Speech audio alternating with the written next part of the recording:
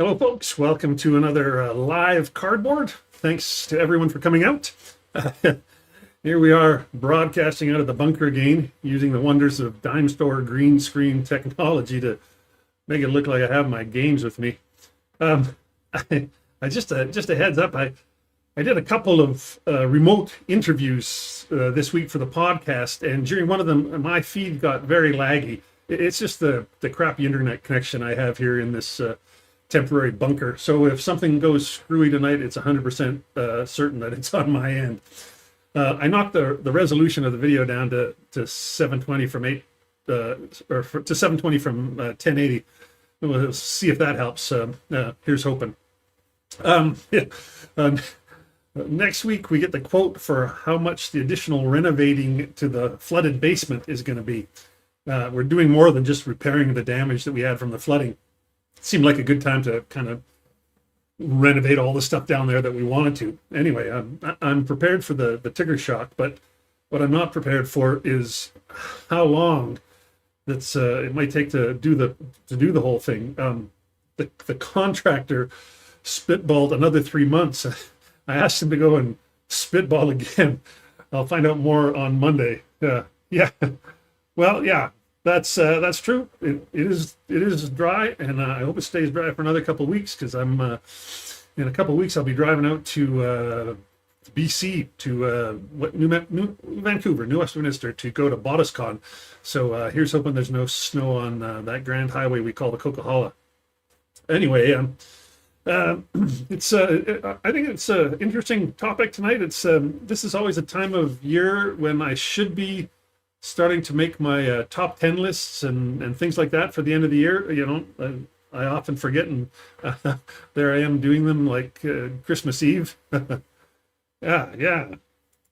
Hey, Michael, good to see you. It's that got me thinking, just because I thought about the top 10 lists and whatnot early this year. It got me thinking about what games we may still see squeaking out before the hey, good. I look forward to meeting you, Byron. Come and say hello. Yeah, it got me thinking about what we might still see before the end of the year, and what I've got on my table that came in recently that I hope to get played before the end of the year. So we'll see. Anyway, before we get going on that, please like the video, subscribe if you haven't already, all that sort of stuff. There's super stickers, I don't know, whatever all that super stuff is. If you want to use it to highlight your comments, that's great. Your support is appreciated. Speaking of supporters, thanks to all my friends on Ko-Fi. There's info about Ko-Fi in the video description if that interests you. It's just like Patreon, but a different company. And of course, there's my affiliate links for Noble Knight and Cube for me. So if you want products from either of those places, use my link, and I'll get a little draft. But anyway, you guys just being here and participating is the real support. And last episode we had a great conversation, and I hope we can have the same thing tonight. And I should also mention before we get started, I also have a newsletter. I know I mentioned this last week, but I have a newsletter that's just dedicated to this podcast, or to this live stream. I only send it out like a couple days before the live stream every couple of weeks, just to remind everybody of the time and the date, and announce what the topic is. So if you want that, you can find that. You can subscribe to that from the website. Yeah. I got a big wish list as well. No surprise. Anyway, let's get on with things. We'll do news. There's not a ton of news this time, but there are a couple of things worth noting. The first up is this guy. This is a lot of you will know this. This is Marco Arnaudo, or Marco the Omni Gamer. He's sometimes known. He has announced that he's retiring from video reviewing. So yeah, I mean, he's been doing it for I think he said he's been doing it for something like 15 years and thousands of videos, because the guy puts up 2 or 3 videos a week sometimes, it feels like. Anyway, he said he's moving on to other creative endeavors, and who knows, we'll see if he ever comes back. He said he said if he reviews any games going forward, he'll probably just post them to the blog or to BGG or something like that. Anyway, truly a guy who a pioneer in war game and all game video reviewing. So it'll be it's sad to see him go, but who knows? I don't know that I'll be here in 15 years. So we'll see. I wish him well. The other bit of news I have is just under the wire. The GMT newsletter came out, and I just realized they usually publish their newsletters on a Wednesday, and the way that always seems to that always pisses off Brant at the Armchair Dragoons, because he publishes his news on Tuesday, so he always misses it. But I guess I luck out. I get it just before, so I'll get to share it with you. Yeah, I think we're all gonna be. If you were a viewer of his stuff, I liked his reviews, because they're generally like they're kind of half review, half overview, really, and usually half an hour, everything wrapped up. It was just what I needed to see if I was interested in a game or not. Anyway, GMT. I'm just going to highlight a couple of things. Of course, as always lately with GMT newsletters, there's a big chunk on how their new shipping stuff is going. Everything seems to be going well. They're learning. There's some stuff that they still think they can improve, but all the stuff coming to the US and Canada has all shipped out properly, and they're working on some of the other stuff, but it's not that it's not working. It's they just feel like they can tighten up a few things. So good luck to them. I hope it all works. Tank Duel has a new free campaign system that I think it's just a PDF that you can download or something like that. That's pretty cool. Mike Berticelli is the designer of this, and if you remember last time, I mentioned that GMT had announced a free set of optional rules for Wolfpack, which is also a Mike Berticelli game. So Mike Berticelli is very generous. First his new sub game, and now his older tank game. He's given us free downloads for both of it. That's great. The other stuff is new to P500. The first one is Ancient Civilizations of East Asia. I haven't played ancient civilizations of the Inner Sea or of the Middle East, but if you can believe Gene Billingsley, he says this is the best one yet. I mean, it may well be, but as he's the owner of the company, I suppose you take that with a grain of salt. Anyway, if you're a fan of that series, here's another one for you. Punicus, Second Punic War. This is a block game, and it's I think it's based on Hellenis. That's I think a Craig Basink game. I haven't played Hellenis yet, so I don't know. Yeah, Tank Duel is pretty great. I have a copy, as well as I have the desert one as well, because of course I like all things desert. So yeah, there we go. Yeah, that's great. Thanks, Christoph. Yeah, Cardboard Commander is great. I'm glad we're doing the 1-2 punch here on Thursday nights. He's a good guy, Jerry. I've talked to him a couple of times. Anyway, the other bit of news from the P500.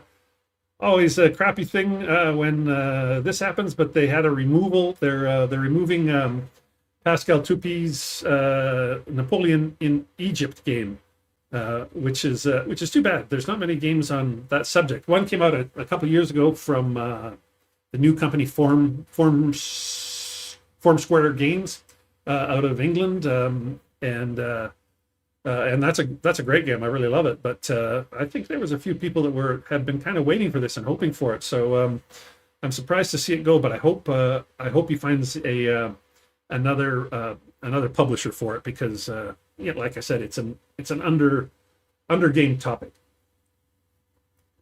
Oh, okay. Normally, at this part of the news, I talk about new games that are on the horizon that caught my eye. But I'm going to leave this. I'm going to leave that blank tonight because we're going to be talking about that as the main topic. So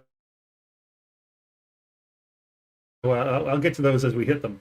I'll say new games for me.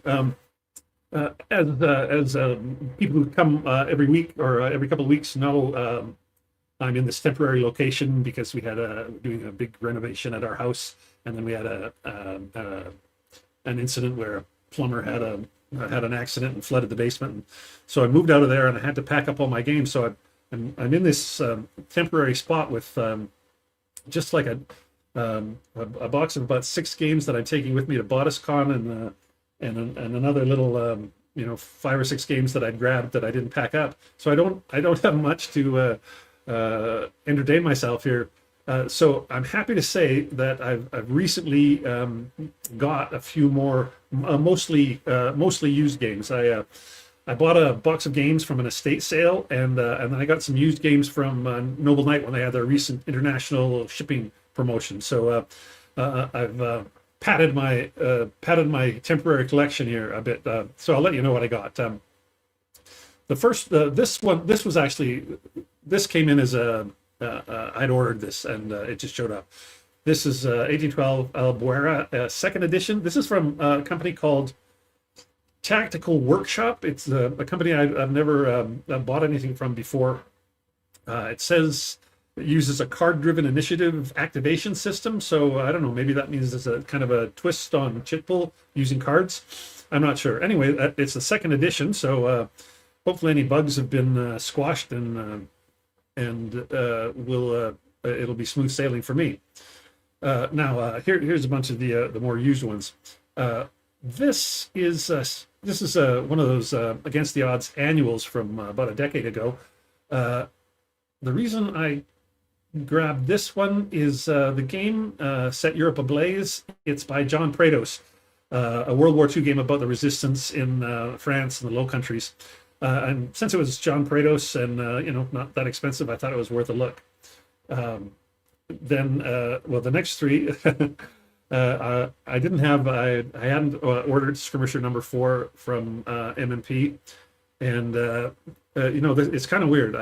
I've only just started dabbling in GC ACW, but I ordered this Skirmisher magazine, and I also got used copies of both these, which are older GC ACW games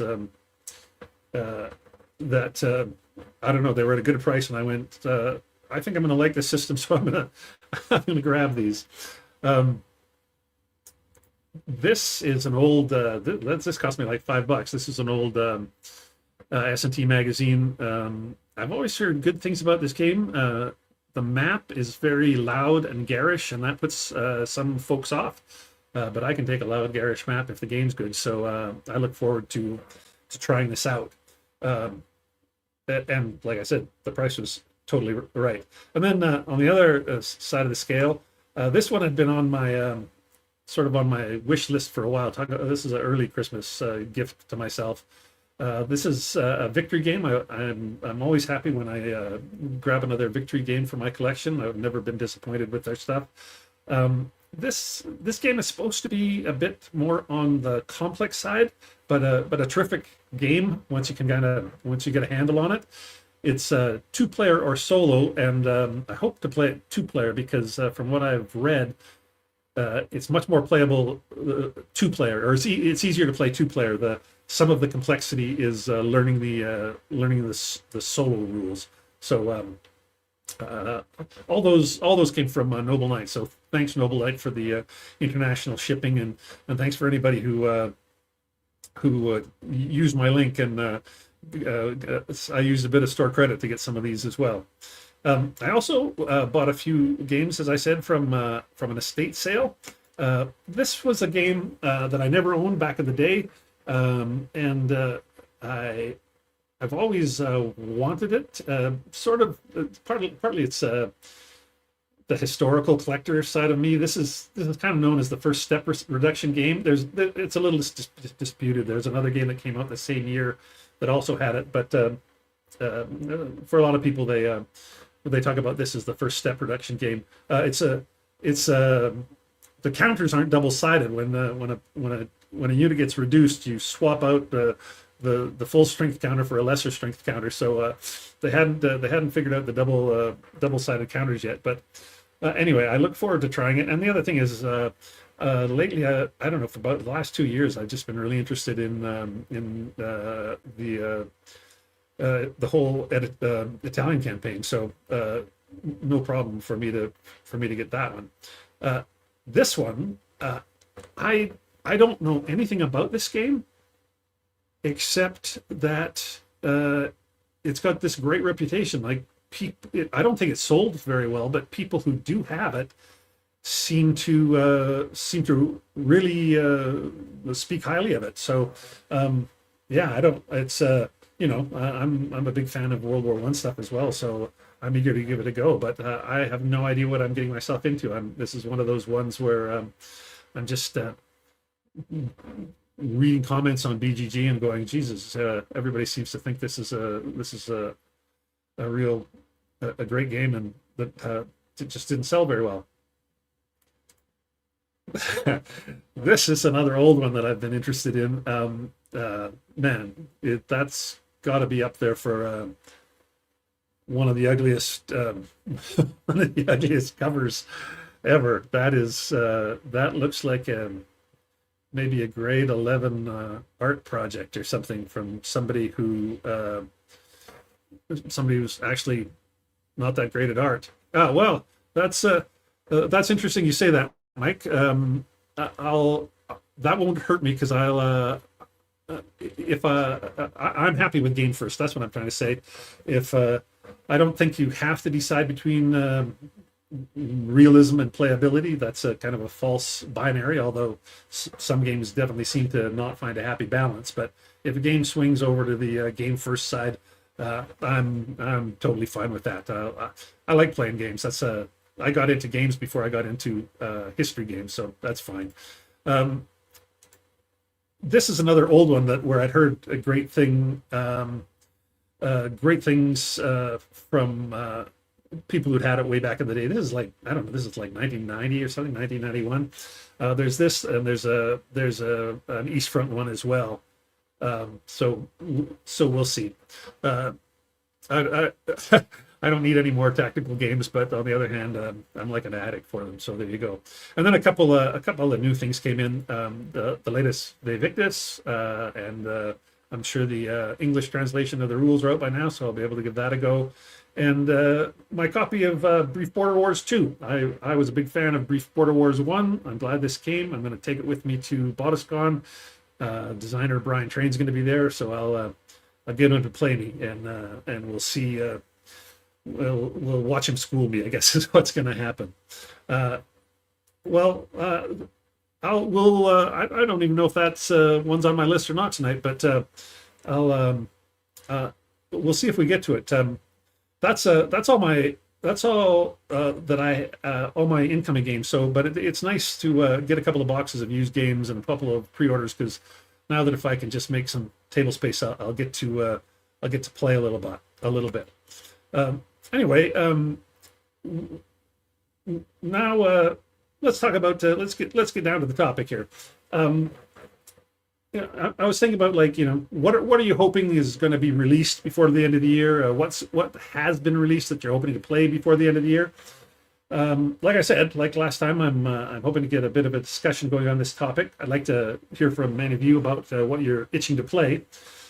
The way I'm going to do this, I've got some more slides. I'm going to kind of do this one publisher at a time, so that we're not all over the place. So if there's something that you're dying to talk about, wait till we get to that publisher, and then fire away. And if I miss the publisher, then then fire away at the end, and we'll do it then. Anyway, let's dive right in, and we'll start with the biggest one first. Let's get rid of that. There we go. Here we go. Let's do GMT. So I think this might actually. I don't have a copy yet, but I think some people have their copy maybe, and I know Brian Train said he was hoping that it was going to be at out by the time he got to BotosCon. So we'll see if it's out in a couple of weeks. I'll get to play that as well. But um, uh, I run hot and cold on the coin games, but this one I'll check out anything Brian Train designs. That's what I want to say.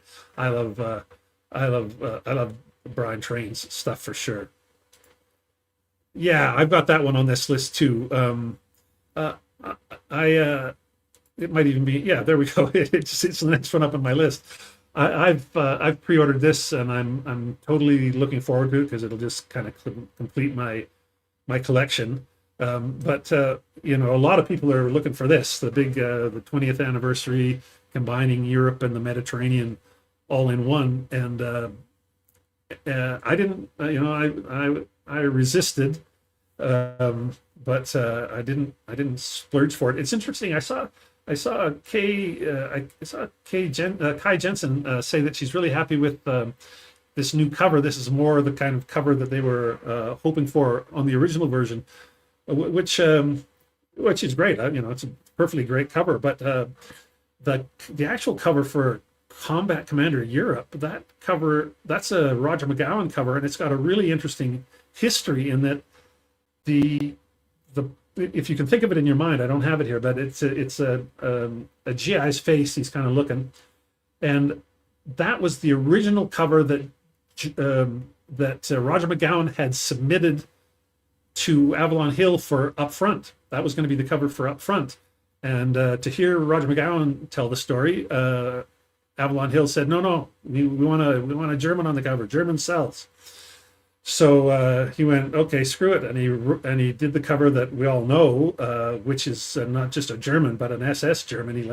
He just Roger just went and gave him went right over the top and gave him a full-on German cover, and Avalon Hill got a lot of pushback about it, saying, "Hey, look, Germans are fine, but take it easy on the Nazis on the cover." And again, according to Roger, the Avalon Hill management said, "Oh, that wasn't our choice. That was the artist's choice." So Roger felt he was thrown under the bus on that one a bit. Anyway, he kept that original drawing for for decades, a couple of decades at least. And then when the original Combat Commander was ready to come out, he finally got to use it, and we all benefited. Anyway, a long story just to say. Uh, uh, I really like the other cover as well as this new one. I guess that's what I'm trying to say.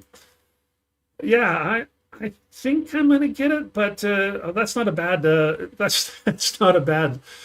Mike says China's War looks interesting, but I'm hoping one of my friends buy it first. That's always not a bad strategy if there's a game coming up where you're 50-50 on. Yeah, I don't have.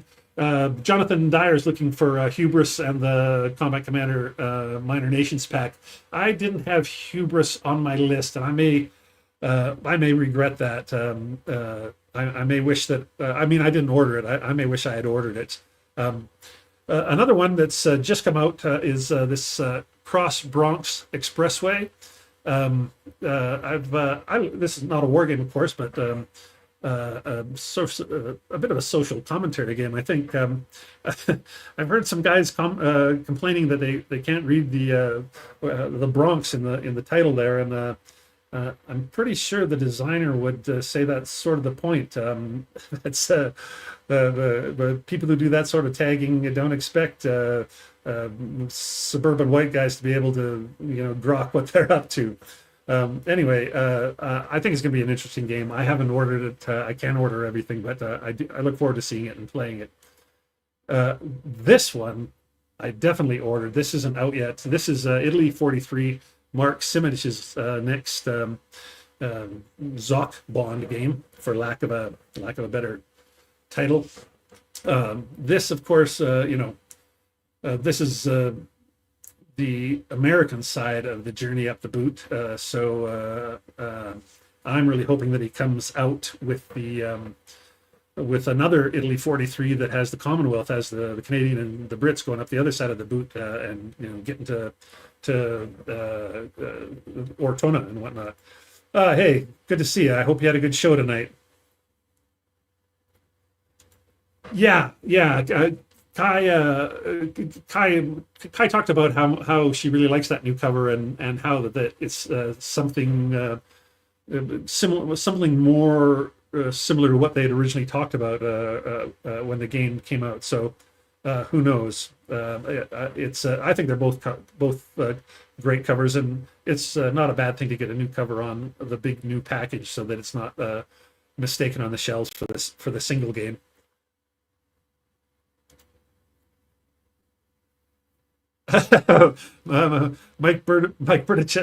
Berticelli, yeah. Solo rules for Combat Commander. That's uh, that's interesting. I haven't heard anything like that.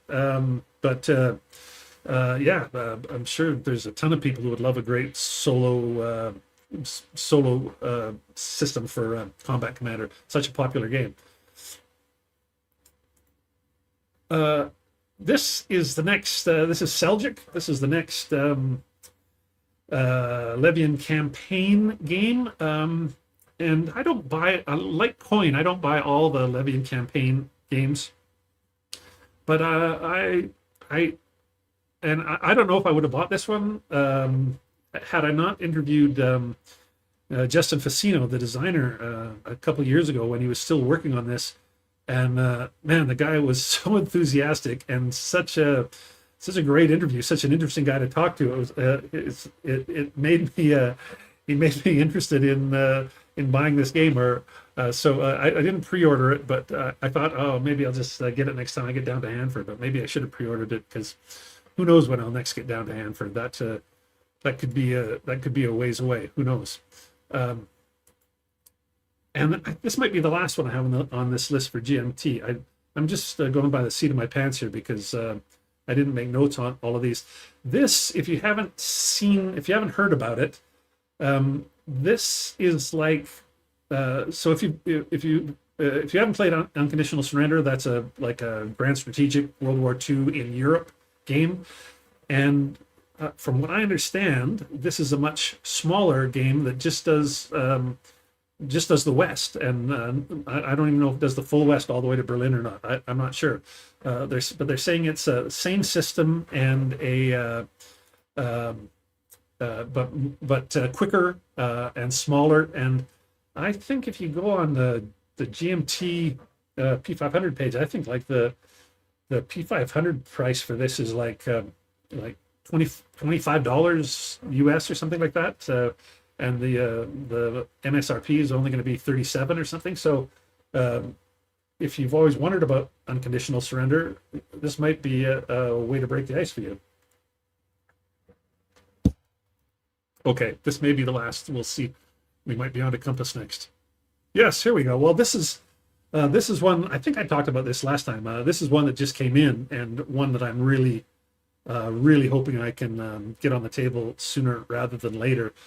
I'm a giant World War II in the desert fan, and this game looks really interesting. Point to point map, and the map. Desert games. The maps are long and narrow. This one's a little deeper. There's got some areas that go a little farther into the desert. I don't know if that's just for the long range desert group to have more spots to operate, or I don't know. It just caught my eye when I had a look at the map. Anyway, this one's out. You can get it already, but I look forward to playing it. Also from Compass, this one, which just came in as well. I've already talked about it, so I won't go on again. But I've played one scenario of it solo just to kind of run it through its paces again, and totally enjoyed it. Look forward to some more. This I'm not sure about this. Has any? I I think this might be a reprint or a remake of a game. I've heard this called Axis and Allies for the American Civil War, which would make me not want to buy it. That's not my jam. And nothing against Axis and Allies. It's just not my thing. I've heard it's got cool rules for leaders, and it's got a good economic system. The leader rules. I think what I read was you don't know how what your ratings on your leader are going to be until they fight their first battle or something like that. So we'll see. ah, I think Christoph's taking us back to the Seljuk, and I think he's saying we ought to get Seljuk and visit Turkey just as research for the game, and check out the Turkish food, the Turkish temperatures, and the Turkish gals. So there you go. I'd love to get to Turkey. It's uh, uh, have to talk the wife into that one. Anyway, if anybody's played Grand Army of the Republic and know anything about it, I'd love to hear if it is just kind of like an Axis and Allies, not very deep sort of thing, or if there's more meat on the bones there. Um, this is Gilbert Collins, fellow Canadian. This I think this is going to be a fairly approachable game. From what I understand, it's based on War at Sea, so it should be pretty straightforward. I actually never played War at Sea, but I think War at Sea was I think Victory in the Pacific was based on War at Sea, if I'm not mistaken. I'm not 100% sure of that, but I think that's the case. And I played a fair bit of Victory in the Pacific back in the day. Yeah, that's exactly it. World War One, War at Sea, World War One. That's exactly it. I'll probably check it out. Uh, I want to support Gilbert Collins. He's got a good channel. Uh, uh, he's got a couple other games, hit and miss. Some are good. Some could use a little more rules revision. But I'm willing to give it a go and see what it's like. Yeah, I knew War at Sea was first, and then the Victory in the Pacific, but I just wasn't sure. I thought Victory in the Pacific was the same system, but I wasn't 100% sure, so I didn't want to lead anybody down the garden path on that. But sounds like I'm right about that, and or at least backed up by Jerry there. So, and then this is the I think this might be the last one from Compass that was on my list. Um, Vance von Boris, so good designer, and this is uh, like not a very there's not a ton of games on this subject, and from what I understand, it's the game covers both the strategic naval and land campaigns. Um, so more than just the land campaign, I guess is what I'm trying to say. Anyway, I don't think I have any games on the Spanish American War. None that come to my mind, and I can't look behind me on the shelves because really there's just a green curtain behind me, and I can't see anything back there, so I won't be able to check. But I don't think so. I don't think I have anything. So yeah, so I'll probably check this out. I don't have a ton of Vance von Boris games either, but I think I might dive into that East Front collection that is getting republished by GMT. I think I might put my toe in the water on that now that it's getting republished. I think those games were originally by him, but I'm not sure. I think the last game I saw by him was Damian's Shield, which I didn't buy. Anyway, moving on. I think that was the last Compass game, but we'll see. Yeah, no. Lock and Load is next. This is interesting. They say they have a new series. This No Quarter Battles, and we might have talked about this a couple episodes ago. This is a tactical game, and I can't exactly grok the scale. I can't tell what a counter represents, how many men it represents. But if you look at the map board, like a building might take up 4 or 5 hexes, which is, that's a tighter scale than a squad leader map board often. So I don't know. I never think of squads existing in this time frame, let alone being a maneuver unit. But companies certainly could be maneuver units this in this period, I think. So yeah, I don't know. I want to check it out. I hope I get a copy of it because I want to see what tactical Napoleonics looks like. Well, yeah. Well, yeah. I've got a couple of games that there's that I like, but I know that sometimes they're not for everyone, or sometimes I don't want to get into it tonight. But David can be a pretty forceful personality and might rub some folks the wrong way, and that's your if that's your choice to give it a pass. That's no problem.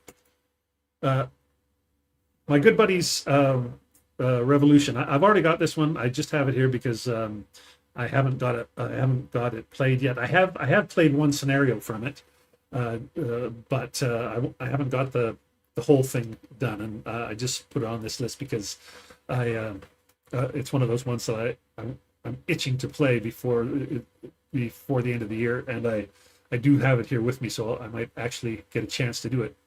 But oh, well, I didn't. That's pretty funny. I didn't know that. I've been a sort of a intermittent watcher of the War Room, so I didn't know they had the drinking game over there where you have to take a drink every time they mention lock and load. I'll have to start bringing something besides water to these sessions. Oh, well, there you go.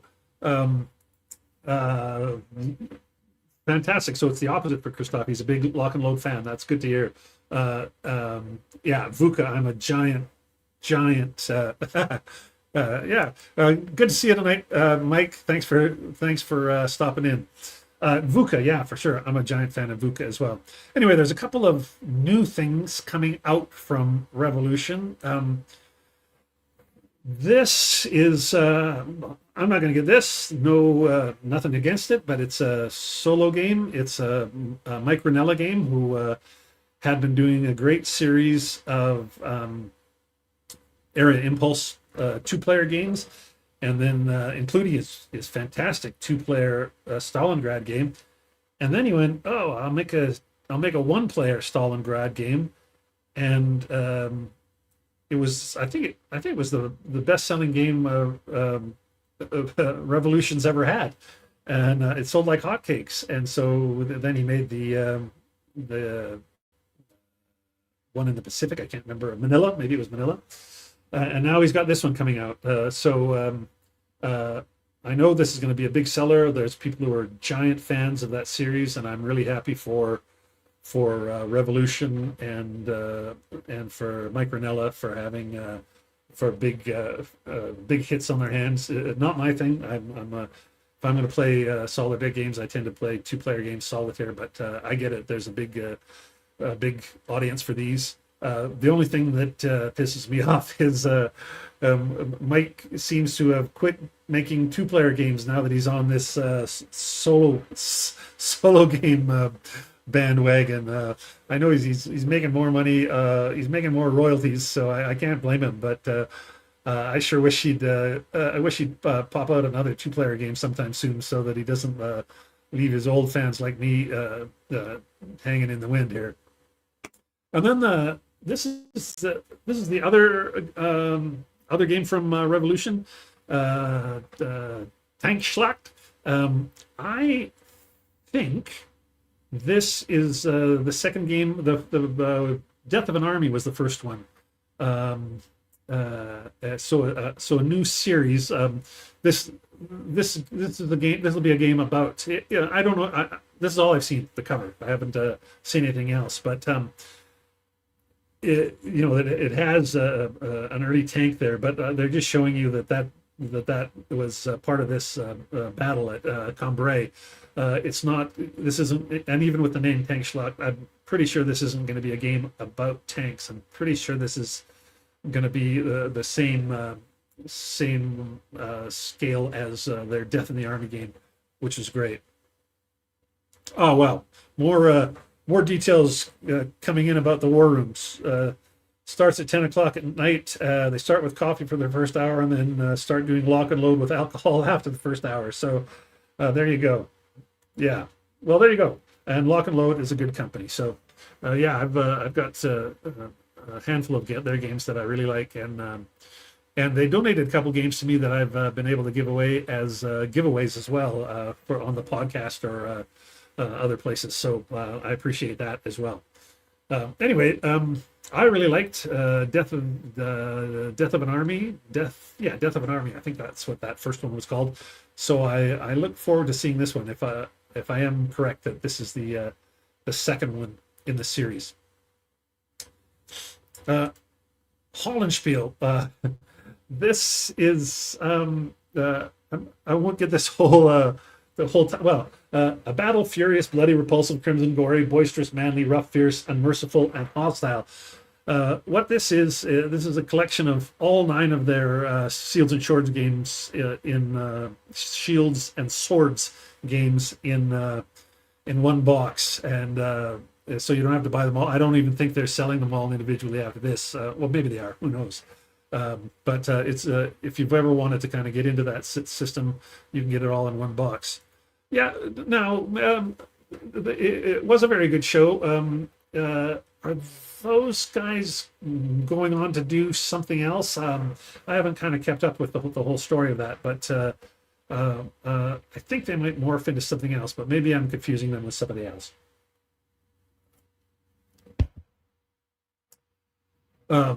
Anyway, yeah, I've in terms of this Shield and Sword series, I've played the Grunwald swords, and it's tactical combat. It's like it's going to make you think of Men of Iron or something like that, but not as detailed, more straightforward, quicker to play, easier to play. But fun games, and if you're a fan of medieval tactical combat, then totally worth getting this box, because I think I don't like this isn't a giant price tag for just because they've got 9 games all in one box. I think a lot of these I think they can reuse the map for a lot of these. In that it's like a kind of a plain map where perhaps you just draw a couple of terrain pieces on with a washable felt pen or something like that. I'm not sure about that, but I think that might be the case. Anyway, I look forward to that one. Amabel's got a couple of non-war games coming out, so I'll just go through them quickly. This is interesting that she's got this is a crossword dice game, and if anybody else watches Amabel's videos, she recently did one where she did this deep dive where she wanted to know who the designer for a certain game, I think it was Crossword Skittles or something like that. It was called. It wasn't credited, and she did this deep dive across several states and all kinds of archives, and finally found out who the designer was, back in the 50s, and it turns out it was this woman who was never credited. Anyway, it must have got Amabel thinking about crossword dice games, because she made her own. And then the other non-war game that she's got, I don't know if anybody watches these. This is an animated series, and Amabel, this is the first time she's ever got an IP license, and so she's made a game for these guys. I know nothing about it. I haven't watched the series. I know she's selling one version of the game on through Hollenspiel, and then I think the people who actually sell the books might be selling like a slightly different version of the game, also by Amabel, but with maybe a couple of extra cards that are a little racier, which if you know Amabel, wouldn't surprise you at all. Anyway, happy to see more games coming out from them. I always like Hollenspiel games. I'm a big fan. Oh, this one, I don't know if this one's going to be out. This is another non-war game. This is another. How do you call this? I guess not non-war game. This is going to be a game based on the Brontes. I can't remember. I'm not very good at remembering who's which book. So anyway, another another non-war game. Let's get back to the war games. Here we go.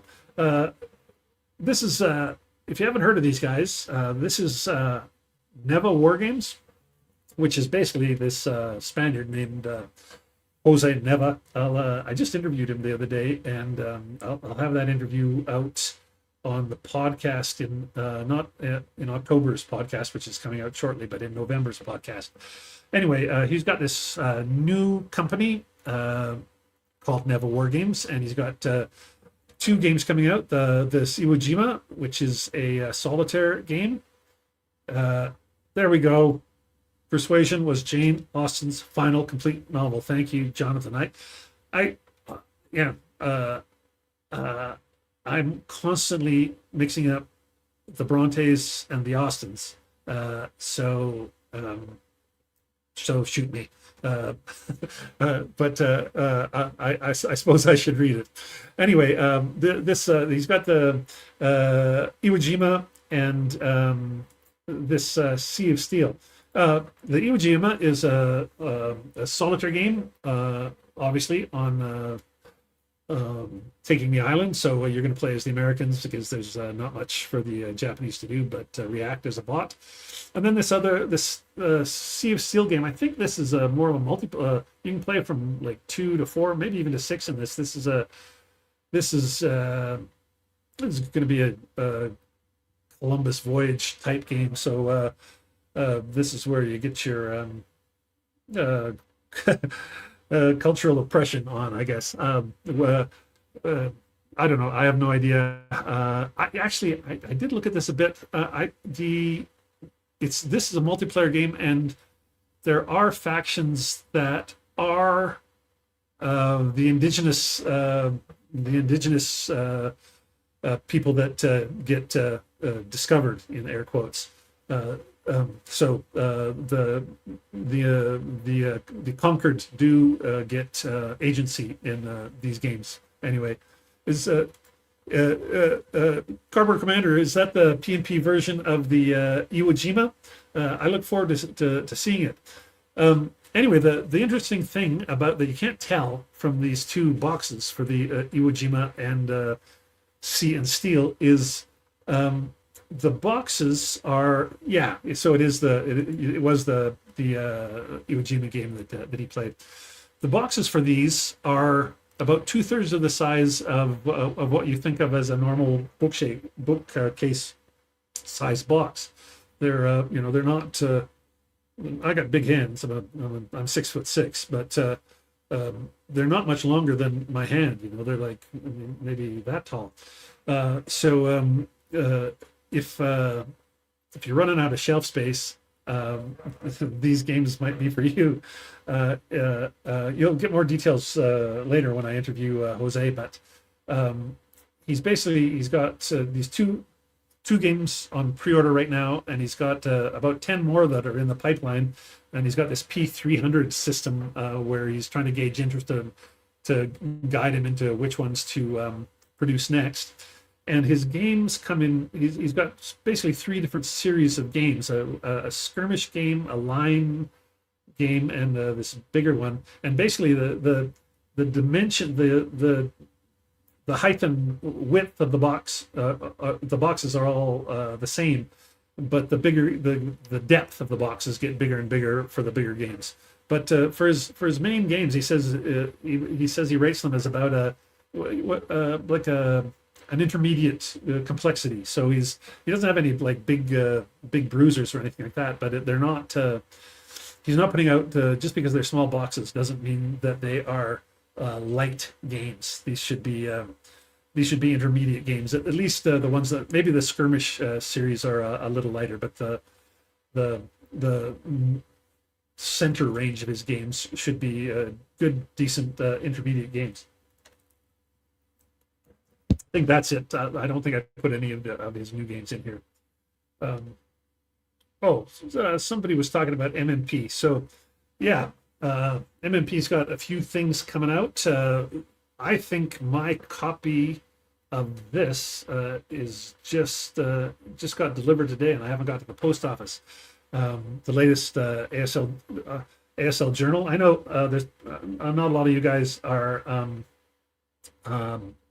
ASLers, but there's this, and they released two action packs at the same time. I don't think they've ever done that before. So this Oktoberfest one, be fine, whatever. I'll buy it because I'm a sucker. But this one I'm really looking forward to. I love France 40 stuff. So there you go.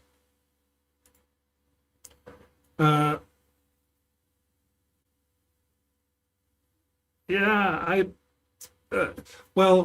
I'm not. I don't know what's going on there, Michael. It could be when he says tariffs have shipping on hold.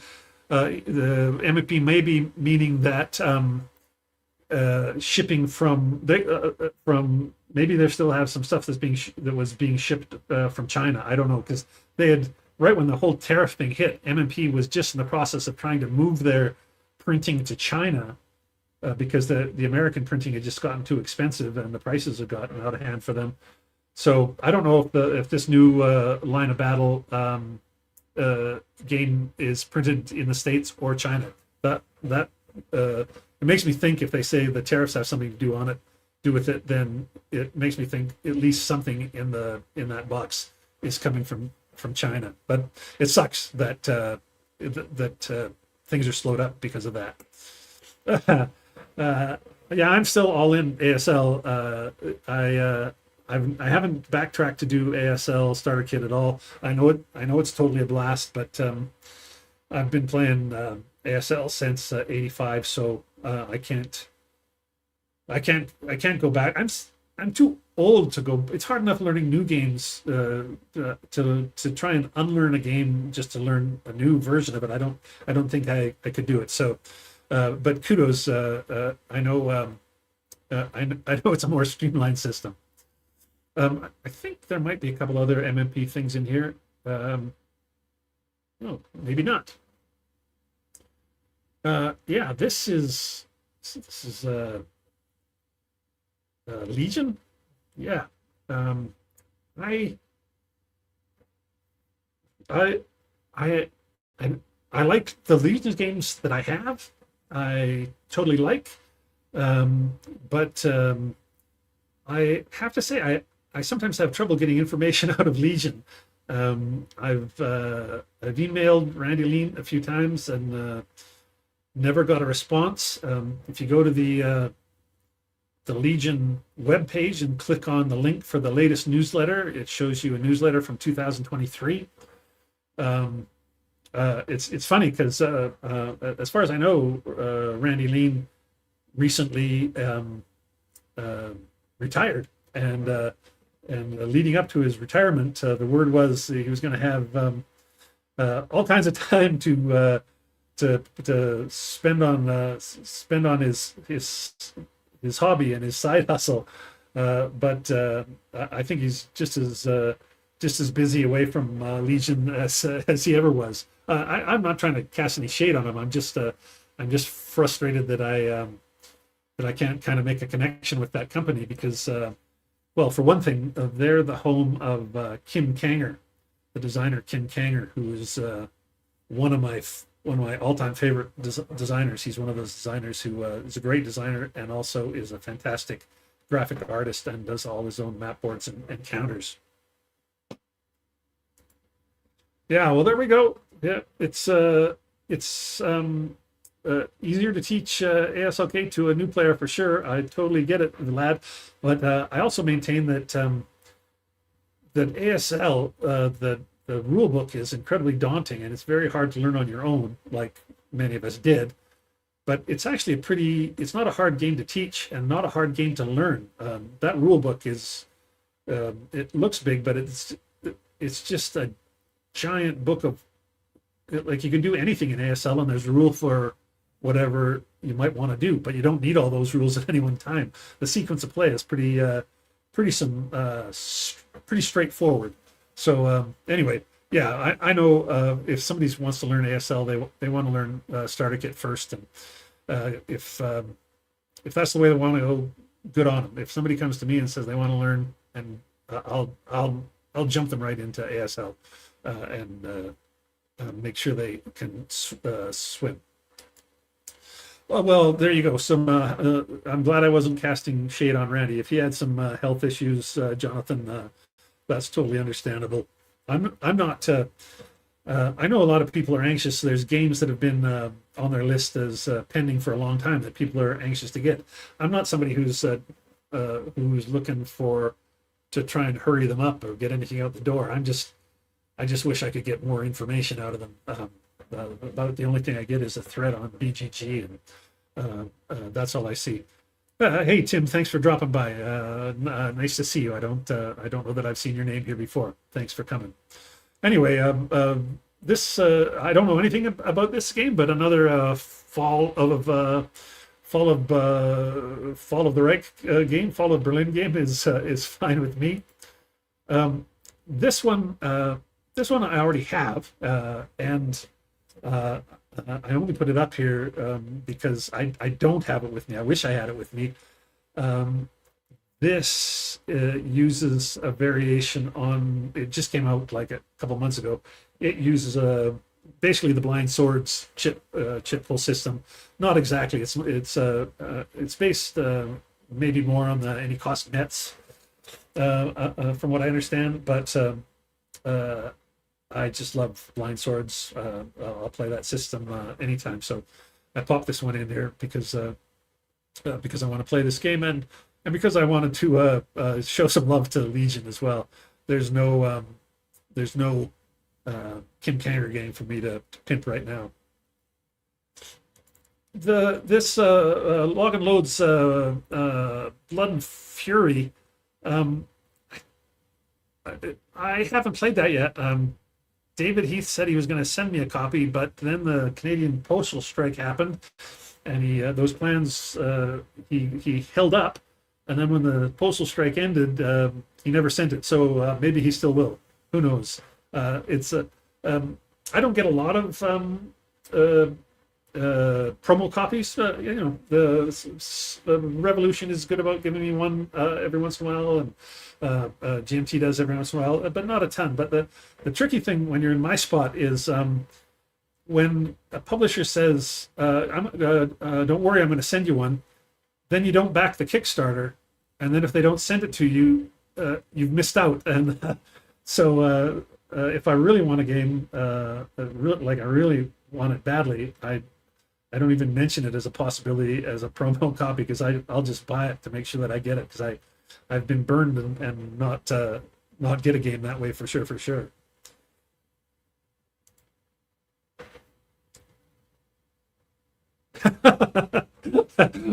Michael DePaul said he heard a guy say one time that there could be an engineer with a flamethrower approaching a German eating a cucumber sandwich in a bunker, and ASL has a rule for that. And yeah, that's not far off. There's definitely there's there's there's definitely rules in ASL that don't need to be there for sure. Yeah, that's a stacking limit. I'm that the no Kickstarter thing. If or the no. I back the Kickstarter because sometimes I just want to make sure I get the game. Especially with some of these publishers where sometimes their print run is 400 or 500 copies, and they sometimes their Kickstarter goes so well that they don't actually have any to sell after the Kickstarter. So if they didn't keep one for me and I didn't back the Kickstarter, I'm a bit pooched sometimes. So there you go. Well, good to hear. Good to hear, Tim. I'm a giant Blind Swords fan. If you go to my website, you'll see lots of references to Blind Swords games all the time, and interviews with Blind Swords designers for sure. Christoph talks about the game Combat. I haven't played that yet. I feel like I should dive in. I don't know why I haven't not. It's a pretty pricey one. I don't like the situation he describes, trying to give a German unit some orders but failing every time. I That sounds like right up my alley. I don't mind. Some people don't like Combat Commander because of the luck of the cards, and they have an open shot. They can't take it because they don't have a fire card. That never bothers me at all. I can think of a million reasons why that you might have an open shot, but your squad doesn't. Your guy doesn't fire. There could be all kinds of other things going on. If combat is like that, I might have to check it out. Yeah, well, there we go. Cardboard Commander gives it another 2 thumbs up. So I'm gonna have to take the plunge. And for those of you who were here for my big roundup on World War II tactical games, where we did endless amount of games, and I literally own all of the ones that we did that night. I need another World War II tactical game like a hole in the head, but we'll have to see. Thomas says he heard there's a lot of errata for Volume 3 in Combat, and wonders if it's true. So if anybody has heard, pipe up. I don't like errata sucks, but as long as it gets corrected, I'm totally fine with it. It won't put me off things forever. I can deal with it. The only time I get pissy is when some stuff is brought up on BGG or Consum World, and people have questions, and if a designer gets a bit snippy and says things like, well, just read the rule, it says do what it says, and 10 people are reading the rule and saying I'm reading the rule and I don't understand what it says. I think it's on the designer or the developer to step up and actually quit being an asshole and explain it a little better. All right, so a little errata for Volume 3. Not well. Here we go. Not a lot. Christoph says Combat Volume 1 and 2 are the same designer, worth the price, but somebody else, a new designer for Volume 3. So we'll see. Thomas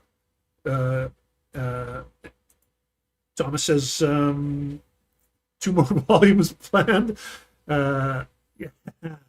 Yes, I think that's Christoph saying his wallet can't take it. And that's a thing. I knew Volume 3 was Arnhem, and that makes it, if I'm going to jump in, that feels like a great place to jump in, because Arnhem is fine. Oh well, look, and I need to start up. I do have a buy and sell spot on my Discord server. So if anybody wants to buy and sell games through there, post what you have for sale. I'm not taking a cutter. It's not like that. I'm just trying to hook people up with buyers. Anyway, I think that might be the last of the Legion games. Here's the latest thing from Against the Odds magazine. Their stuff is hit and miss. Sure, their stuff is hit and miss in some ways, in the same way that Strategy and Tactics magazine stuff is hit and miss. When you're trying to keep to a magazine schedule, sometimes you have to say a game is done when it isn't, I think. So I'm not sure. Well, this is great news. Jonathan says the first 2 volumes of Combat are on sale from Compass right now. So maybe I don't need Volume 3 Arnhem, and maybe I need the first 2 volumes. Christoph wonders if there's only 5 scenarios in Volume 3. That would seem strange. That's not World War II tactical games generally at least have a dozen scenarios. So that would be very skimpy if it's only 5, especially if, as he says, it also one of those 5 is a training scenario. That would suck. Um, uh, Against the odds, I may give this a go. I've liked more of their games than I have disliked, and they're sort of slowly winding down the company. They've got 3 or 4 more issues planned, and then that that's that. I don't know if they're going to do anything else. So sort of feel like supporting them through the end here as a way of appreciating them. I they have a great deal where you like you can get three of their magazine and game for $100, and I think they might have a sale right now where you can get actually 4 for $100 or something like that. So check out the Against the Odds website, because they got some good deals there. You can't get the latest ones, but if you want to fill in your collection with some of the back issues that aren't out of print, you can get them at a great price. Compass sale, Jonathan says, until the end of January 26th. So you got plenty of time to get those copies of Combat 1 and 2. You get it with well, actually, you should do it now, because if you wait till January, you're going to be broke. Everybody's always broke in January, right? So anyway, there we go. On to Flying Pig. I'm sort of not. I was hoping this was going to be out by the end of the year. I don't know that it is now. Maybe somebody else has more insight, but I'm looking forward to this one. This is Old School Tactical Volume 5. This is France 40, and there's an expansion that if you back the Kickstarter on this, which I did, another one of these ones where I wasn't going to ask Flying Pig to send me a copy. I was just I wanted to make sure I got it. There's also an expansion scenario pack and a few counters for Poland 39 as well. So it's this Volume 5 is all early war stuff, and I love early war tanks. I love these can openers with their pop guns. Their 20 millimeter and 37 millimeter cannons, and driving around thinking like that's something, and it is something. Even the early tanks that just have a mounted machine gun, there's nobody else has anything other than a machine gun. So you've got great cover when you're inside one of those old beasts. Yeah, I love it. I love playing those. If this got here before Christmas, I'd be a super happy camper. This is I think this is Osprey, right? Yeah. This is the second in yeah. I will. I'm sure I'll get to. I think I got some VUCAs on here, but if not, we'll definitely talk to. We'll talk about VUCA at the end for sure. This general orders. I have the first one. Not a super detailed model of war, but a really cool game, and I really liked it. And I've heard there's a few twists. They in this new one, so I look forward to seeing that.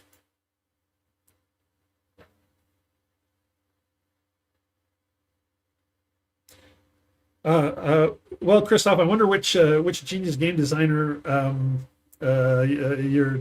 you're talking about, who's sold their rights to a company, or I mean, are you talking about somebody you think they shouldn't have sold the rights? I mean, not everybody can self-publish or become their own publisher.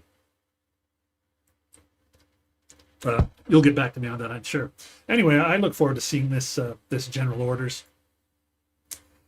Fort Circle has they've had I thought this would be out by now, but I think they had a bit of the whole tariff situation put everything there on hold for a bit, and I think they're back on they're back in motion again, but not everything's out yet. But their very first game, the Shores of Tripoli, was a cool game, a bit on the light side, but a cool game.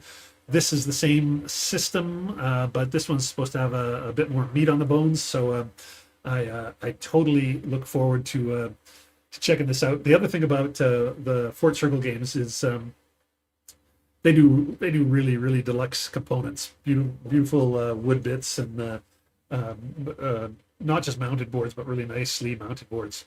Beautiful stuff. And this is also from Fort Circle. This is Vocal Runke's game. I I think this one might already. Is this? No, somebody can correct me if I'm wrong. This one might already be up on Rally the Troops. I think that could be the case, but I don't know that I've seen the game out in the wild yet. Who knows? Well, there we go. Comet Commander says there's 7 scenarios with a few variants as well in Company Volume 3. All right. Christoph is going to be vague, so he doesn't put his get himself in hot water. But it's flying pigs in a euphemism, I guess. Yes, that's right, Dave. Yeah, Fort Circle moved printing and production from China to Brazil, and then Brazil got hit with tariffs as well. So yeah, it's like a whack-a-mole sort of. Well, Mike Zarka says Cat Steven wrote First Cut is the deepest at 17 and sold the rights for £30. So talking about geniuses selling the rights to big companies. Yeah, this is true. Jonathan replying to Christoph says publishers generally buy the rights for an edition of a game, not the whole system, and that's true. Yeah. Oh, good to see you, Joe. Your name's already come up, I think, but thanks for dropping by. Yeah, so, well, I would say, I mean, Christoph is asking why does a genius designer sell the rights to a game to a company? There's different ways that they sell the rights. Sometimes they sell the rights for a limited time or for a limited print run. Sometimes they can buy the rights back if they want to take it to a different publisher later. But sometimes they sell the rights to the game. They just sell the rights in perpetuity in return for a negotiated royalty. But the reason is, I mean, I think the reason's got to be that not every genius designer is a genius publisher. It's two very different skill sets. So unless I'm missing something, I think that's all there is for sure. Yeah. Used to be in GMT's P500 for sure, and when it died on the vine there, Fort Circle snapped it up in like 10 minutes. I think as soon as it was announced, Kevin Bertram was on the phone to Volko Runke and saying, "Hey, I'll take that." So there you go. Yeah, that's Jonathan notes that you can't copyright a game mechanic. That's totally true. Often designers will mention in their designer's notes if they borrow a mechanic from somewhere. It's the only thing you can copyright really in a game is the art. Really, I know that came up when ASL back in the day, when it became so popular, and the first third-party company started producing content for ASL. ASL was still Avalon Hill then, and then became MMP. But they would try to at the beginning they were trying to shut down some of those third party people. Well, actually MMP started as they were a third party producer as well, But it turned out the only thing Avalon Hill could keep the third-party producers from doing was using their counter art or map art on the scenario cards that these third-party guys were making. So the third-party producers kept producing scenario packs and just making their own crude art for the scenario cards. So there you go.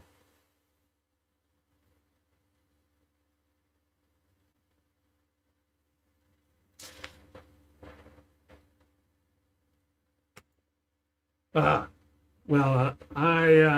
I think Christoph asks why top athletes and whatnot doubt themselves all the time, and it's amazing to him.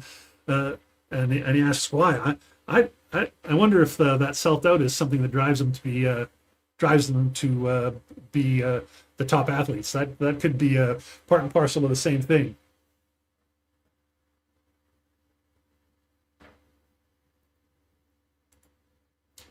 Okay, now we're on to VUCA. I think Vlad was mentioning VUCA earlier.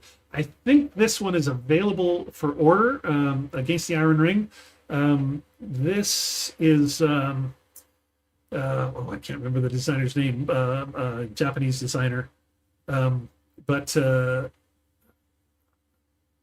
I I think it's a reprint of a Japanese game. They've done a few of those VUCA before this. But anyway, I'm like Christoph, who said, "Oh, there we go. Uh, Good to see you, Alan. Alan Vanoy here is he's a designer himself, and I think he's got a game coming out from VUCA, if I'm not mistaken, as well. I reviewed his World War II Pacific game that came out in one of S&T magazines last year. Good game, good and a solo game. So I know I say I rarely play solo, but I don't say I never play solo. It was a great game. Anyway, this against the Iron Ring. I look forward to seeing it. Now, I think I had a couple more games on this list. I don't know if I've got. I know Alan's got a new game coming from VUCA as well. And if it doesn't show up in this list, then we'll get him to tell us. No, this is it. This is Alan's game. Traces of Victory. We can get Alan to chime in on the chat about this, but I'm guessing it uses it uses the same traces system. There's a couple of those traces games out there.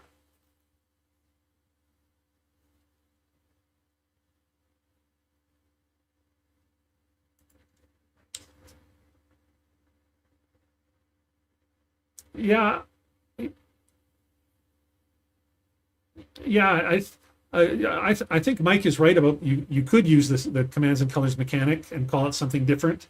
Um, and Brian wonders about it, because of the Battle of Hoth, and they make regular mention of Borg's command and color system, but I don't know that they have to. I think, as somebody said earlier, I think it's often just a courtesy when a mechanic gets used again. They often uh, it's just good form to say, I didn't come up with this. This is a great idea that somebody else had, and I just want to bring it to this setting. Anyway, back to Traces of Victory. Alan says it's the Lorraine-Alsace battles, or I always used to say Alsace-Lorraine, U.S. Third and Seventh Armies. So, if you've played any of those traces of games, this is probably going to be right up your alley. Alan, you probably haven't got all the way to components yet. Most VUCA games have a mounted map and mounted player aids even, but a few have paper maps, especially some of the bigger ones. So I guess you probably don't know yet if it's gonna be paper or mounted or what are. Yeah. Uh, yeah, there you go. Speaking about VUCA and traces. There we go. Traces of Hubris.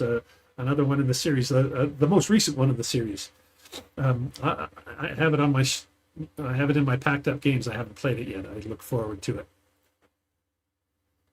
Yeah, that yeah. VUCA VUCA's in like a year and a half, 2 years, they've shot to the just to the top of my favorite companies. They're in my top three, no doubt about it. I just love their stuff. I love the quality of their components. I love the topics that they pick. I love the fact that they're bringing back old games and some games from Japan that we all missed along the way that were great games. The Task Force game that they brought about a year and a half ago, it was great. I love that game. Just as a single example. So anyway, Alan, thanks for stopping by and telling us about this game. The other thing about VUCA is also, like, just look at that cover. They do great covers. I just I'm really more enthusiastic about companies that have artists actually producing art to make these covers, rather than companies who take a historical photo or a historical painting and slap a title on it. This is just way more drama as far as I'm concerned. Well, that's good to know, Alan. I know that I know when I first chatted with you just briefly, and you said you were working with Mook, and I asked you if you were enjoying it, because I thought you would, because Patrick is such a great guy. I'm glad that working on one game is leading to more. Yeah, absolutely. If they aren't the best, they're tied for the best, right? It's like, and they probably are the best. They're beautiful, they're heavy, they're chunky, and they're clear. Yeah, I'm a VUCA fanboy. I'm actually, and I'm taking a VUCA game to BotosCon with me. I know there's a couple of BotosCon attendees here tonight. I'm bringing a New Cold War with me, which just came out earlier this year. So that's four-handed. We're gonna give that a go. I think I've got 3 guys that have signed up to play it with me. So we'll see how it goes.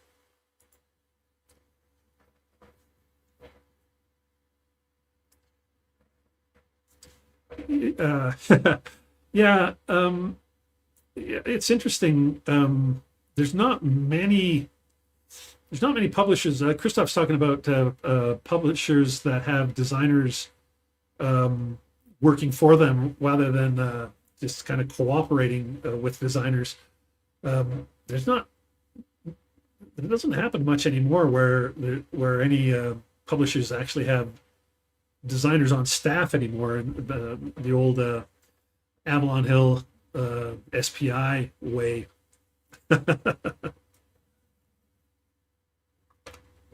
But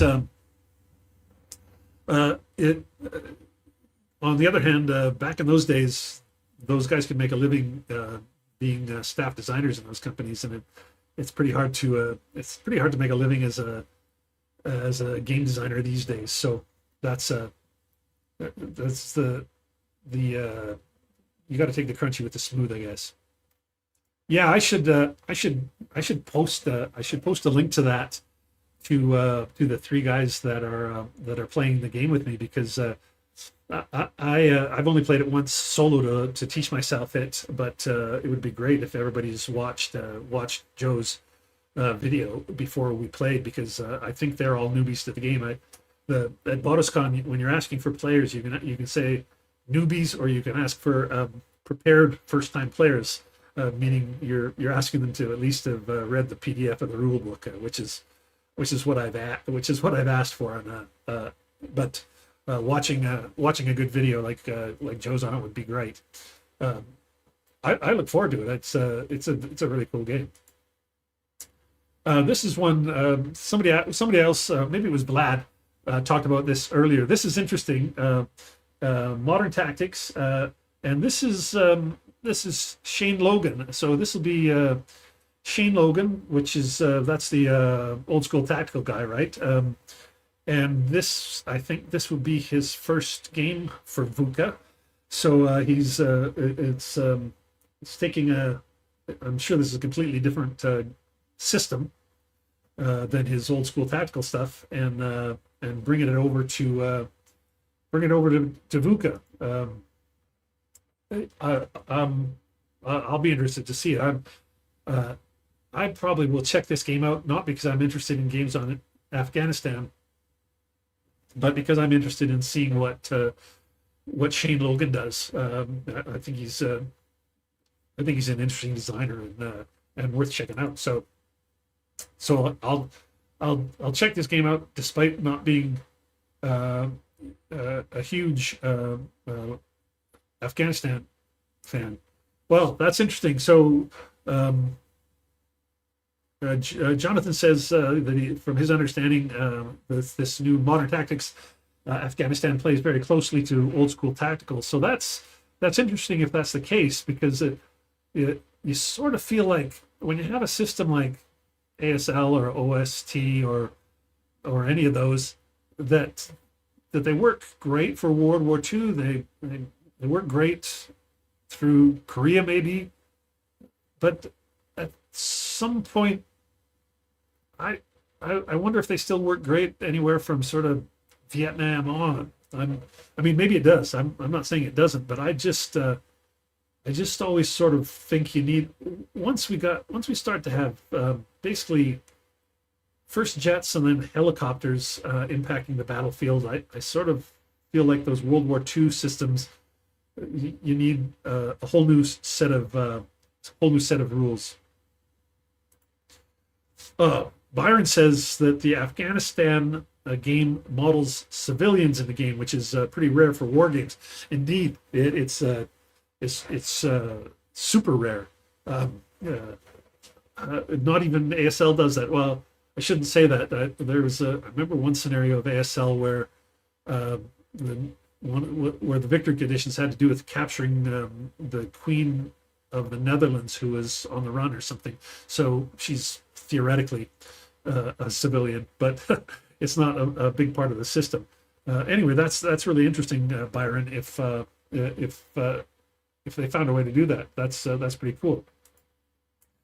Joe says Vuk is coming up with The Far Seas, a remake of a strategy and tactics game about the initial naval moves worldwide during World War One, and he's looking forward to that. I'm all in on World War One naval games. That I'm pre carrier, where you get to fight dreadnoughts and battleships and whatnot. Yeah, I'm in. All good. Thomas says haven't seen any pre-orders for that game yet, and notes that VUCA games tend to sell out fairly quickly, and that's absolutely true. Here's another. This is another VUCA game that's I think this is pre-order still. This is a Imperial Elegy. You look at that cover, you think it's World War One, but this game, I don't know how it works. I can't describe it because I haven't seen it. I'm hoping to interview the designer of this. But if you look closely at that box cover, it's the Road to the Great War, and it says like what does it say? 1850 to 1920. So it's not World War One. It's a much bigger in scope.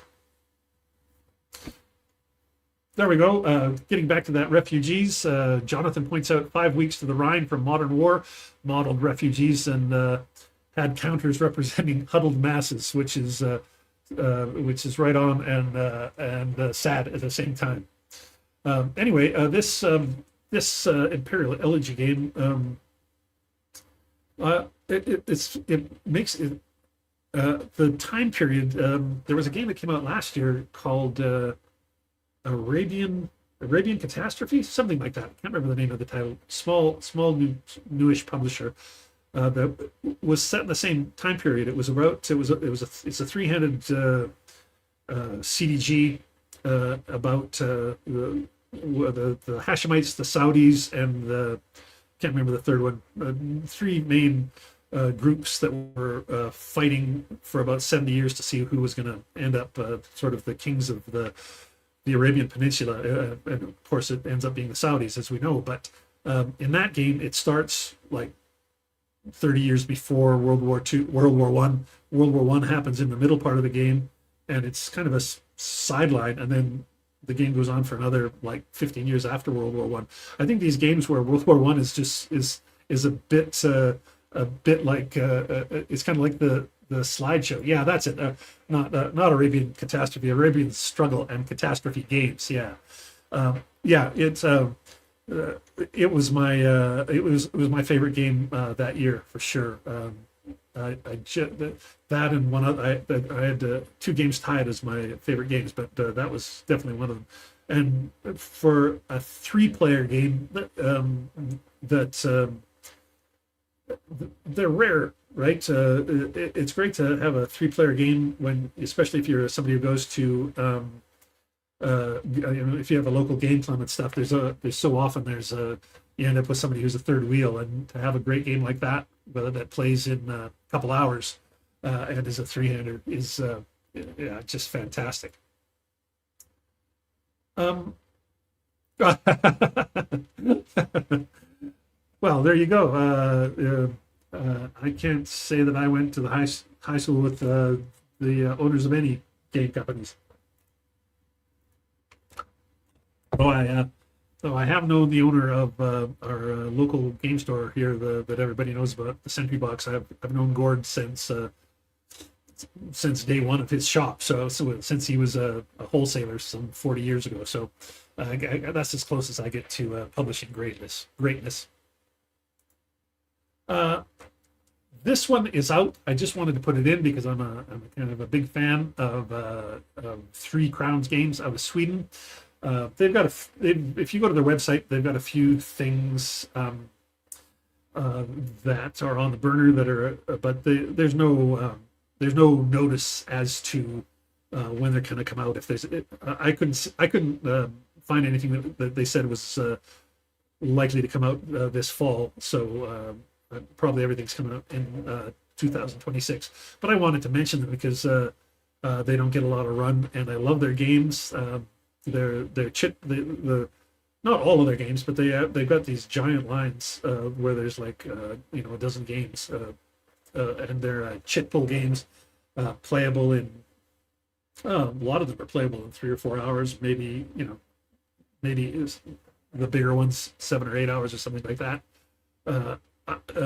They're not boxed; they come in heavy duty Ziplocs. So they're kind of like a magazine game, paper map, but the counters are all fine. You're not getting that VUCA Fort Circle kind of quality, but the quality of the game is great, and I love the chit pull.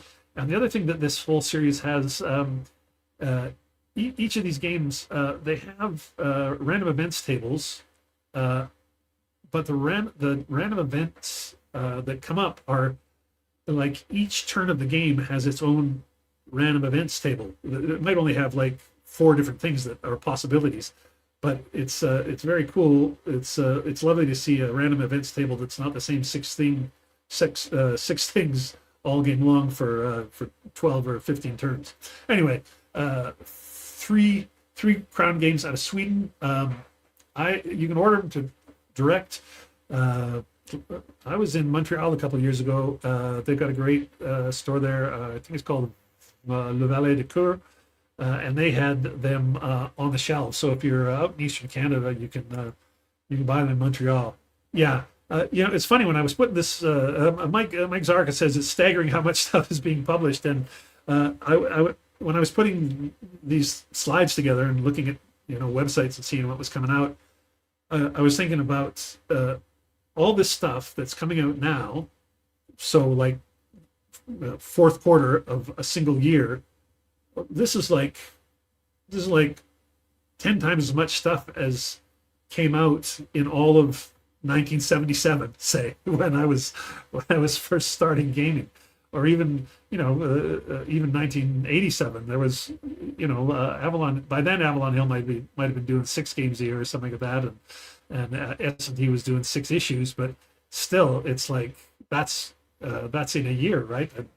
I think, I don't know, we're on slide 38 here, so we've and I only have a few more to go, but it is kind of staggering. The good thing is when there's so many games, if unless you're a zillionaire, there's just no way to be a completist anymore. If back in the 70s if you were a person of even moderate means, but this was your only hobby, if you wanted to, you could buy every war game that came out in a year. It wouldn't be cheap, but it would have been doable. But it's totally not doable now unless you're Scrooge McDuck. This is I wanted to pop Columbia on the list as well, but the only thing they really have coming out is they're doing an anniversary edition of the like, not their oldest game, not Quebec 1759, but their Napoleon's campaign, Waterloo campaign. It's had 4 editions. This is going to be the 5th edition. Edition 1 was the original one, which probably came out when they were still called Gamma 2, and then they did a redo as Columbia, and then they licensed the rights to Avalon Hill for Edition 3, which they made it bigger, and I think the general consensus is they made it worse. And then when Columbia got the rights back and made their 4th edition, they shrunk it back down to the size it was basically for the 2nd edition. I've heard that there are a few tweaks to this new anniversary edition. It's not simply a redo of the components the way they did with Quebec 1759 when they came out with their anniversary edition of that. I think this game, I think they're adding a few little things, but I'd bet my shirt that it's going to be much closer to the 4th edition than the 3rd edition. Anyway, I just wanted to give a shout out to Columbia. I'm a Block Games fan. I like those guys. And I think, no, this is just a blank one. I do have a couple more. This is a tiny company out of Italy. This is Dissimula. They had a cool tiny little game called 1944. It was about Sicily as well, but it was this tiny game, kind of a cool game. Just came out in the last year and a half. Anyway, this one's been on the burner for a bit, and I'm chomping at the bit to see it. As I think I mentioned earlier in the stream, I'm really been sort of interested in reading about and playing games on the Italian campaign, which of course includes Sicily. So I'm interested to see what they do with this. It's Sergio Sciavi. I think the fellow's name is another one of those tiny one-man shops. This one out of Italy. So we'll see what comes up there. And I think this will be the last on on the last slides I have here. This is Phalanx. This is 1920 Nest of Eagles. This is at Poland. It's I only have one other game on the war in Poland in the 20s. But it's a Strike of the Eagles, which is interesting that they both, I guess, the Eagles must be in the Polish flag. I guess that's why both games have Eagles in the name. Anyway, I'm interested in checking it out. I'll probably like it in the same way that I like early war or World War II stuff. 1920 stuff is probably going to interest me as well. I know nothing about this game. Medieval, no, maybe just post-Roman Britain, just barely post-Roman Britain, pre-medieval maybe. Multiplayer game. This is Phalanx has it on their website saying that they hope to have it out before the end of the year. So we'll see. Who knows? Don't know. But one more game from them, and this one's totally interesting. This is Coalitions by Andrew Rourke, and I mentioned Andrew Rourke. He's the guy that founded the company Forum Square out of England, and they had the game on. Their first game was Bonaparte's Eastern Empire on Napoleon in Egypt. And the interesting thing is, this Coalitions game, I think, was maybe Andrew's first design, and he signed with Phalanx to produce it, and things went slowly, because that happened quite a while ago.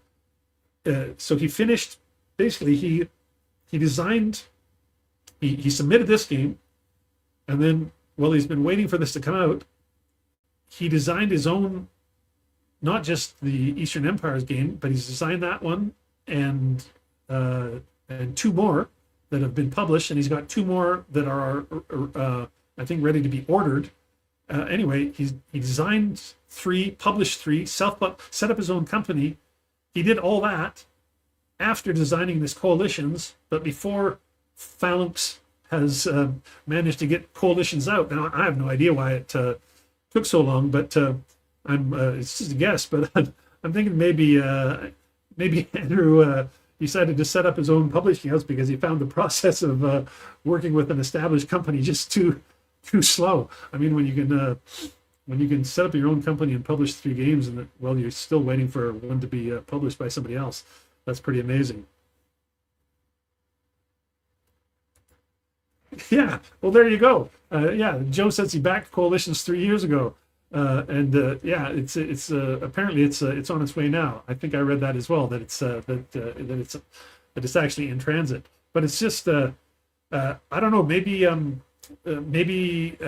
Phalanx put it through a ton of extra playtesting, or maybe they had to tweak it a lot. I don't know. I talked to Andrew a tiny bit about it last time I spoke with him.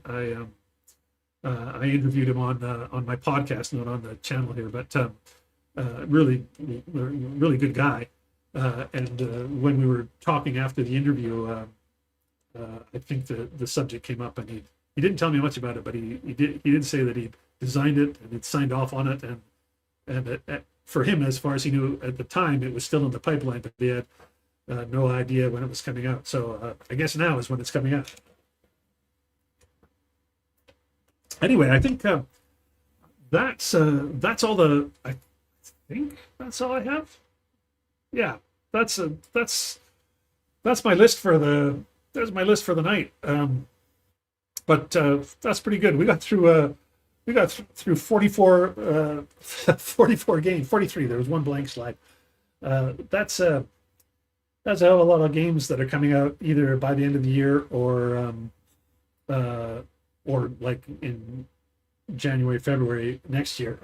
We're certainly not starved for choice in our hobby. It's another golden age, no doubt about it. I think I mentioned the ones along the line. I think I mentioned the ones that I'd either backed or I was going to get, but yeah. Oh, I didn't say anything about. I didn't mention Hexasim. Jonathan Dyer says he's looking forward to the War to End War from Hexasim, and he says he hopes it's coming out before Christmas. Well, so Jonathan, I think you live on the other side of the world, so you'll probably order that from France rather than waiting for it to show up in GMT. GMT has become a North American distributor for a bunch of Hexasim stuff, but unless I'm mistaken, I think maybe Jonathan's in the Antipodes down there somewhere, so probably get it from France. I don't know anything about that game, but it must be a World War I game with that title, so that'll interest me. I know I say there's a lot of things that interest me, but I just want you to remember that there's a few, like I said, Afghanistan doesn't interest me, so that it's not like every category interests me. It only feels that way sometimes. At least it feels that way to my wallet. If anybody else has anything that I missed, shout it out before we wrap it up. But I've had a lot of good, a lot of good information about some of the games that I put up here that people had extra tips about. You're not the only one, Tom. Thomas says he's looking forward to Battle Hymn Volume 2. It's been a long time. It's been a wildly long time. They've been talking about that for ages. Compass Games. I feel like they started talking about that, I don't know, like 3 years ago, 5 years ago, something like that. Um, uh, uh, Vlad, I'm sorry to say that I did not get to I didn't get to Decision's website on this. I should have. I'm not a big Decision games buyer. I have a few. I've they've been hit and miss. I know they're getting. The word is that their games are getting better and better, and that's good. I just have to buy a few more and be convinced of that myself. I don't have any. I don't have any. Great. I don't hold anything against Decision at all. I don't have any bones to pick with them. But I've just been a bit wary about the quality of their games at some points. And when I put this list together over the last couple of days, I knew I was going to miss a couple of companies like a big one like Decision I missed, and I also missed a few small ones like White Dog or whatnot. So. If you have a favorite game, it's no surprise to me or a favorite company, I definitely might have missed it. Yeah, Jonathan says shipping direct from Europe to Australia is a lot cheaper these days. It's funny, the shipping from the US to Canada can be crazy. It can be twice as much as shipping, more than twice as much as shipping from US to US. The shipping from US to Canada is often more expensive than the shipping from Canada to US. I've never been able to figure it out, but I've ordered games from publishers in France and Germany, Spain, where the shipping was basically the same as the shipping from the US, which just makes no sense. It kills me. Oh, Jonathan, that's a great one. Brothers of War 1861. Yes, I don't know why that didn't make my list because I've got that on. I do have that on pre-order. I'm taking the first volume of that. For anybody who doesn't know, this is a Civil War tactical kind of game. Basically the same scale as Blind Swords, I think, around that. Anyway, the first volume was Brothers at War 1862, and I'm taking that with me to BottisCon as well. I've only played one scenario out of it, but really had a great time playing it. Really liked it, and I can't wait to play it again. And I think I've got a game lined up at BottisCon. For anybody who hasn't been to BottisCon, Rob Bottis, who runs BottisCon, has a great guy. I can't wait to see to see the event. But he's I don't know if he's OCD, but he definitely likes to get his ducks in a row. So he puts together this giant online spreadsheet, and everybody who's coming puts out what games they want to play, and people sign up to play them. And he's basically trying to make it so that everybody knows what they're playing ahead of time. That there's no pickup games. Although I've talked to a couple of guys that are regulars at Rob's convention, and they say, the whole sign-up thing, that's Rob being Rob, but you'll be able to pick up some side games as well. So if you leave holes in your schedule, you'll be able to find something to play. So I look forward to that. Yeah, it is brutal brutal to Canada from the U.S. It makes no sense. Um, the only close thing to an explanation I ever heard about it was that the way the postal system works in the States, Congress controls everything about the everything about domestic postage. So it's very hard to raise the price. The post office in the States, they got to go through Congress if they want to raise the cost of domestic shipping.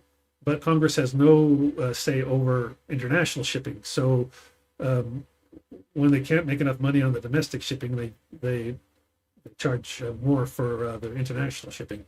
I don't know if that's true or not, but if it is, it doesn't make any sense of why FedEx and UPS are also expensive to ship to Canada.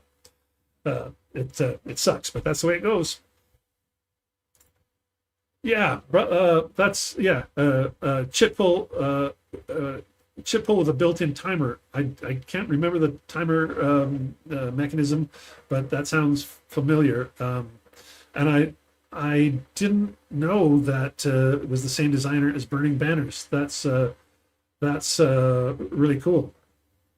Ah, there we go. Byron says for BotusCon, Alan Nordic is the mastermind behind the scheduling system. Yeah, it would take some masterminding. Although that web's the spreadsheet that they put up, you can pick whatever time you want and ask people to Rob, I can't wait. I'm going to see you in a couple of weeks. Rob being Rob. Yeah. Well, that's what I hear is somebody said when I was worried that I wasn't going to get a pickup game, somebody said, "Oh, don't worry. All that scheduling's just Rob being Rob. You'll be able to find a game on the side if you want one." So that's where that came from. Yeah, well, I'm glad you dropped by. We got a few people who were heading out to BotusCon in early November. I wonder how many other people you'll get there this year that are like me that in previous years had been going to San Diego on that at that weekend and are coming to British Columbia instead. I'm sad that I didn't get to go to California for weekend at the warehouse this year. But the fact that I'm not going to San Diego and I'm going to New West instead, I'm totally looking forward to that. That's not a sort of a drop down for me at all. That's exciting to go and see another convention that I've always wanted to go to. So yeah, and I've got my little, it's still 2 weeks to go, and I've got my little box of games all packed up and ready to go. Although I was thinking about it just yesterday. I thought I better open that game up and reread some of our some of the rule books of the games that I'm expecting to play. Oh wow, best attended year. That's fantastic. Brian Jarvis flying in from Halifax. I look forward to meeting him. I talked about some games that I bought earlier, and a whack of those games I bought from Brian, who was selling off a whack of games from somebody. He was selling them for a widow. Somebody had passed away, and he's got this giant collection of looked like a 1,000 games maybe that he needs to dispose of. So, yeah, I look forward to meeting him in the flesh. He's out in Halifax. When he said he was coming west, it was like, oh, I guess you're not driving, because if you were, I'd get you to not ship that. I'd get you to bring it out with you. But of course he's flying, and he's bringing his wife, and I think they're making a whole holiday of it anyway. Yeah, Thomas, I think. If you're out east and haven't, like, we need more of east-west cross-pollination.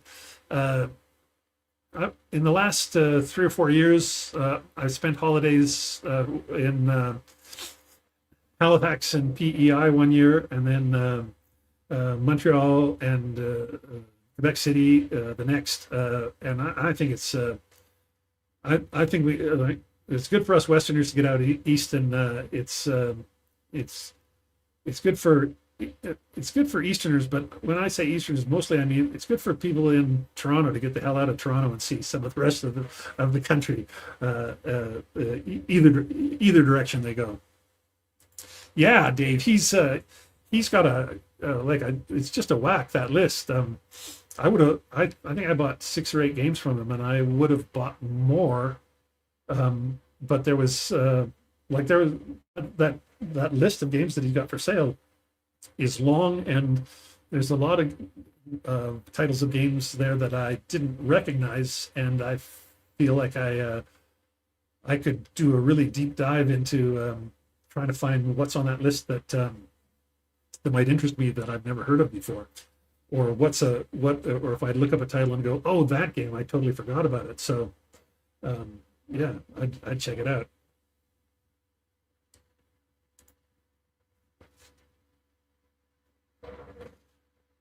Well, early registration. I'm always happy for places that have early registration because even though I might have give you a burn about being a bit OCD, I am too. I like to get my ducks in a row ahead of time, and if I'm registering for a convention in mid-April that doesn't happen till November, then I'm booking my hotel at the same time, and I'm getting a decent room.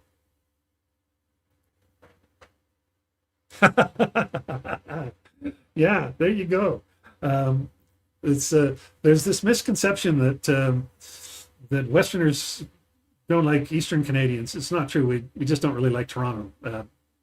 That's just I mean, I'm joking, but there's a kernel of truth in all those kinds of things, right? And that's just what Toronto gets for being the biggest city in the country, and the the whole chunk of southern Ontario. I mean, 30% of the entire population of 30% of the population of the country lives there. So yeah, there you go. You can tell Rob the Westerner. He's in on the joke. Um, how Jonathan? How far is Adelaide from Sydney? I mean, I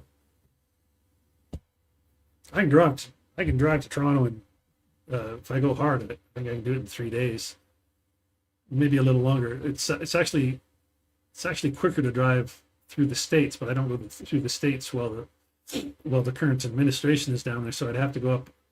You go through Canada, you have to go above the Great Lakes. It takes a little longer. If you go below the Great Lakes, you can get from Calgary to Toronto in about 3 days.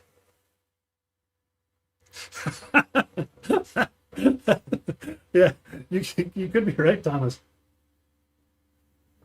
I don't know. They may not. Toronto may not like Toronto, but I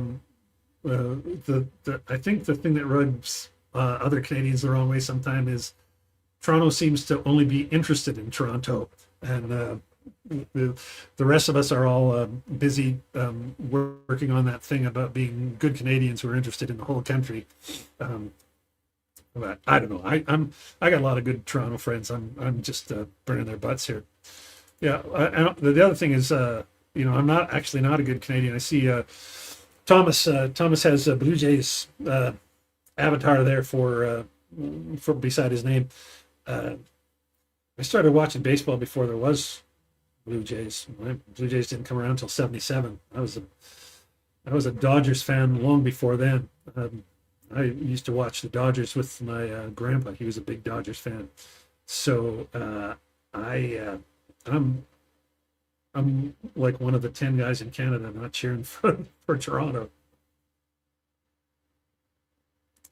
Oh well, that's yeah, that's 1,400 clicks. That's not so bad. That's yeah, that's not so bad at all. Um, that's 2 days. Uh, Not bad at all. Yeah, that would be bad. Yeah, just because I swing into the states, go through. I've driven to Toronto via the US before, and you go through Chicago. Um, and Chicago is a bit of a hot spot right now. So um, yeah, I know what you meant. 1400. I read that as 1400, not 14,000. But I know what you meant. The apostrophe's it's in the right place. Yeah, we're just wrapping up, Hex. But thanks for stopping by. We did definitely had a good yak about what's coming down the pike. But it's been 2 hours, so I should wrap it up so it's not too long for everybody who is going to watch it later. I thank everybody for dropping by tonight and putting the boots to Toronto or talking about their favorite games. It's been a good conversation, and I really appreciate the support and the kind of camaraderie we have around here every couple of weeks. So if you're also a podcast listener, there should be a podcast out in the next week. And as a heads up, I'll have an interview with Terry Simo, who's ex-U.S. Air Force and has designed a few air games and is developing a few others. So look for that. Anyway, check out the website, check out the Discord, and if I don't see you on either of those, I'll see you back here in a couple of weeks. Have a good night and roll high, roll low, whatever you need.